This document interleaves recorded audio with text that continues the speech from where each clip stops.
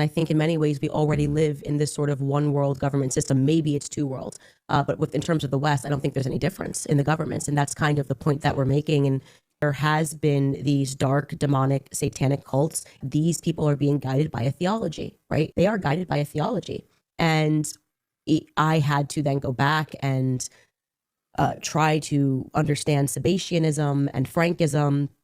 Do you know a bit about this? No, explain them. Yeah. So I, at the same time that I'm sort of questioning what's going on, I, for whatever reason, fell into a hole regarding modern psychology, Sigmund Freud.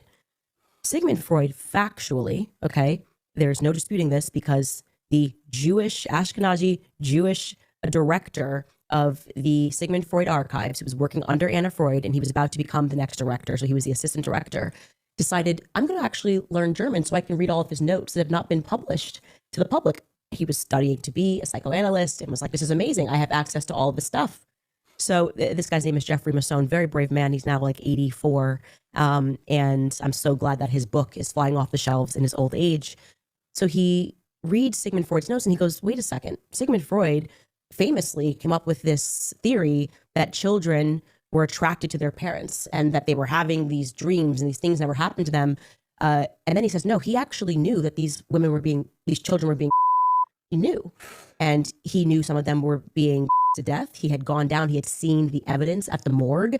And so he goes, oh, this is crazy. He runs to Anna and he says, hey, your dad, we've made this big error. Your dad actually was gaslighting these kids and gaslighting these people who were being incestuously. And so he thinks he's going to run to the psychoanalytic people and say, ta-da, we can now correct history. And what happens is he gets kicked out.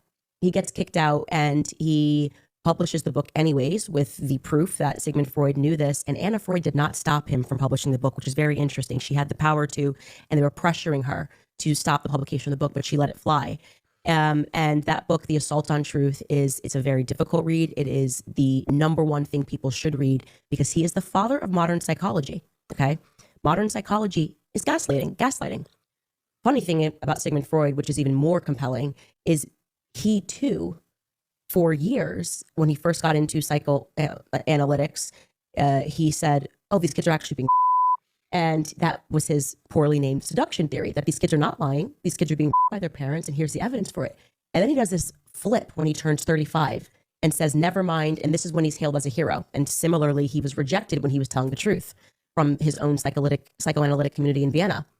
And then he changes his mind. The second book that people should read is Sigmund Freud and the Jewish Mystical Tradition. Sigmund Freud came from a Sabbatean family. This is Jewish mysticism. It actually has nothing to do with the Torah. It has absolutely nothing to do with the old law. In fact, they said the old law was fulfilled, and they believed that this man, Sabbatai Zivi, was their Messiah. They've virtually wiped this man from history, even though half of the world Jewry followed him, believed he was the Messiah. He was a homosexual psychopath who believed in practicing incest as a sacrament. This is how they were going to move forward in the world. And this was they worshipped the Kabbalah. Their high book is the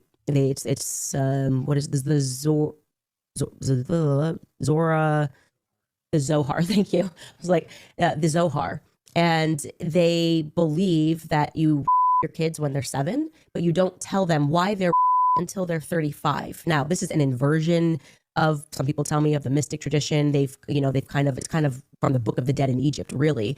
But they their kids, and Sigmund Freud discovered that the reason that they do this is Sigmund Freud's work, is because it conditions the child to grow up to be a psychopath because of what they have to go through trying to understand why their parents did this. This is all real. This is not, all of these authors are Jewish. They support the Jewish movement. The second author, David Bakan, I think actually regrets writing his book because he thought it was going to be this like expose of, why the Jews in Europe should be sympathized for. And then people went, wait, what's going on here?